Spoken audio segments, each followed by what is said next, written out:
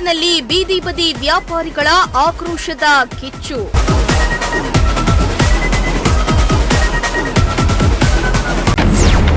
Vending ಝೋನ್ಗೆ ಕಳುಹಿಸಿ ನಮಗೆ ಸವಲತ್ತು ಕೊಡ್ತಿಲ್ಲ.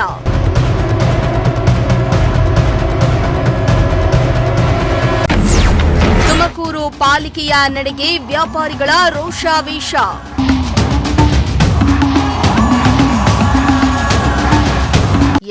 ತುಮಕೂರು ಮಹಾನಗರ ಪಾಲಿಕೆಯು ವರ್ಷದ ಹಿಂದೆಯಷ್ಟೇ ಬೀದಿ ಬದಿ ವ್ಯಾಪಾರ ಮಾಡಿಕೊಂಡು ಜೀವನ ಮಾಡ್ತಾ ಇದ್ದವರನ್ನ ವೆಂಡಿಂಗ್ ಝೋನ್ಗೆ ಶಿಫ್ಟ್ ಮಾಡಿದ್ದು, ವರ್ಷ ಕಳೆದ್ರೂ ಇಲ್ಲಿ ಮೂಲಭೂತ ಸೌಕರ್ಯ ಸಿಗ್ತಾ ಇಲ್ಲ ಅಂತ ಆಕ್ರೋಶ ಹೊರಹಾಕ್ತಿದ್ದಾರೆ. ಮಹಾನಗರ ಪಾಲಿಕೆ ನಡೆಯಿಂದ ಬೀದಿಗೆ ಬಂದಿದ್ದೇವೆ ಎಂದು ವ್ಯಾಪಾರಿಗಳು ಆಕ್ರೋಶವನ್ನ ಹೊರಹಾಕಿದ್ದಾರೆ.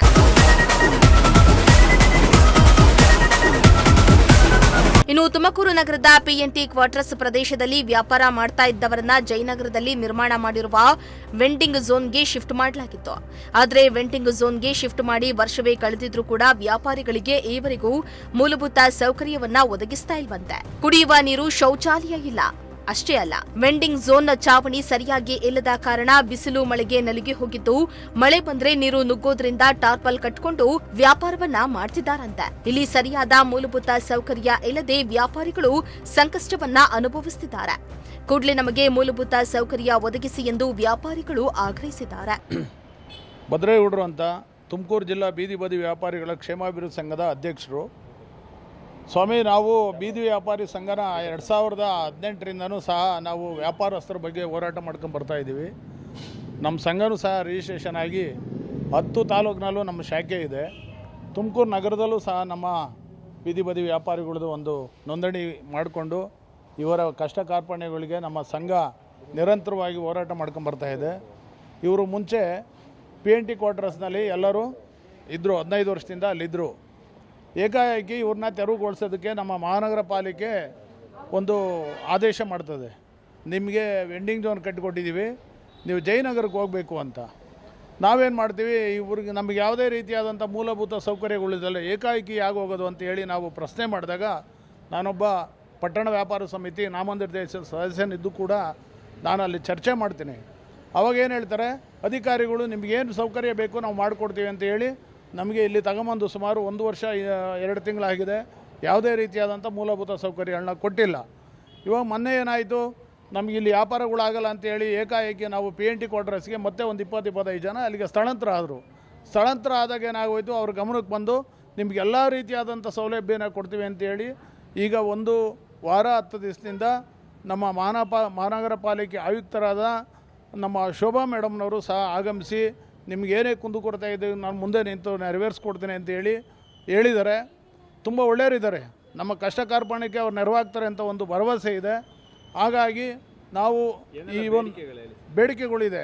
ಬೇಡಿಕೆ ಏನಪ್ಪ ಇದೆ, ನಮ್ಮಲ್ಲಿ ಇಲ್ಲಿ ಏನು 36 ಜನಕ್ಕೆ ಒಂದು ಜಾಗ ಅಲಾಟ್ ಮಾಡಿದ್ದಾರೆ. ಅವ್ರಿಗೆ ಆದಂಥ ಒಂದು ನೋಂದಣಿ ಆಗಬೇಕು, ಮತ್ತು ಅವರಿಗೆ ಅಗ್ರಿಮೆಂಟ್ ಆಗಬೇಕು, ಇಲ್ಲಿ ಕುಡಿಯೋ ನೀರು ವ್ಯವಸ್ಥೆ ಆಗಬೇಕು, ಶೌಚಾಲಯ ವ್ಯವಸ್ಥೆ ಆಗಬೇಕು.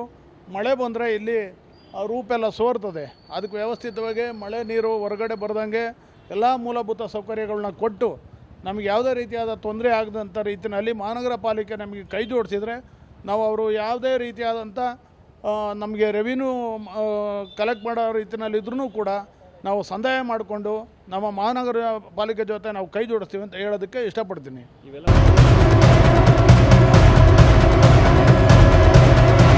ಇನ್ನು ವೆಂಡಿಂಗ್ ಝೋನ್ನಲ್ಲಿ ಅಗತ್ಯಕ್ಕಿಂತ ಹೆಚ್ಚು ಮಂದಿ ಇದ್ದು ಅರ್ಹ ಫಲಾನುಭವಿಗಳ ನೋಂದಣಿ ಪ್ರಕ್ರಿಯೆಯನ್ನ ತಕ್ಷಣ ಪೂರ್ಣಗೊಳಿಸಬೇಕೆಂದು ಆಗ್ರಹಿಸಿದ್ರು.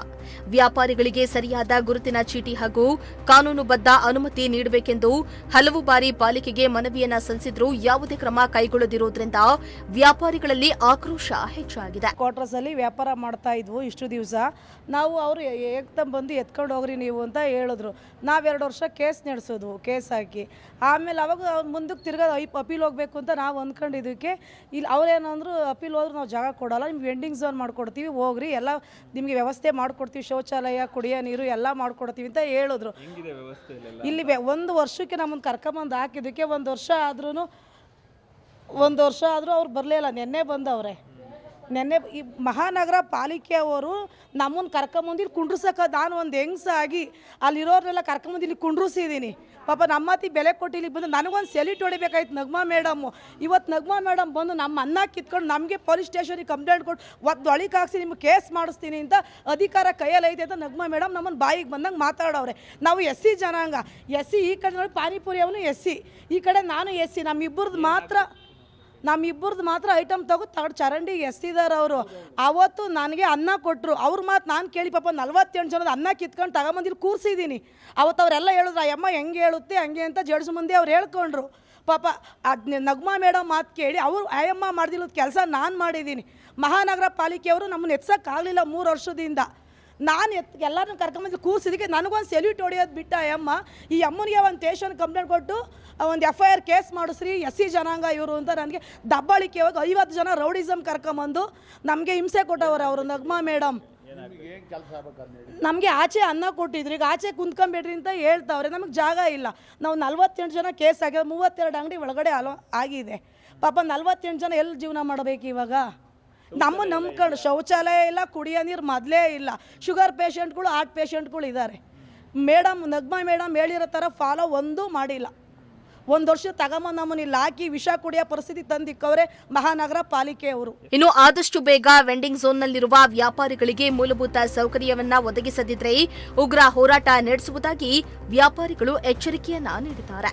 ಈ ಬಗ್ಗೆ ಪಾಲಿಕೆ ಅಧಿಕಾರಿಗಳು ಎಚ್ಚೆತ್ತುಕೊಳ್ತಾರಾ ಎಂಬುದನ್ನ ಕಾದು ನೋಡಬೇಕಾಗಿದೆ. ಕ್ಯಾಮರಾ ಪರ್ಸನ್ ಸಂಜಯ್ ಜೊತೆ ದೀಪಕ್ ಕೆಂಕೆರೆ, ಪ್ರಜಾಶಕ್ತಿ ಟಿವಿ, ತುಮಕೂರು.